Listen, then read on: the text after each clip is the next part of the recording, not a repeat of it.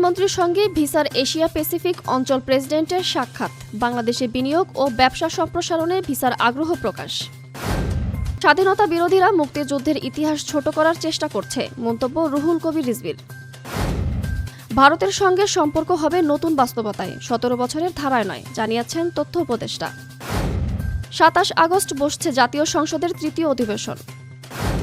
রাষ্ট্রপতি নির্বাচনে দলের সিদ্ধান্তের বাইরে ভোট দিলে সংসদ সদস্যপদ বাতিল, বলেছেন চিফ হুইপ নুরুল ইসলাম মনি।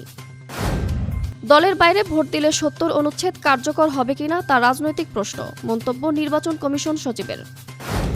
যুদ্ধের জন্য ইরানের কাছে পাল্টা ক্ষতিপূরণ দাবি করলেন ট্রাম্প। এবং সাকিব আল হাসান দেশে ফিরলে আদালতের মুখোমুখি হবেন, জানালেন তথ্য উপদেষ্টা ডা. জাহিদুর রহমান।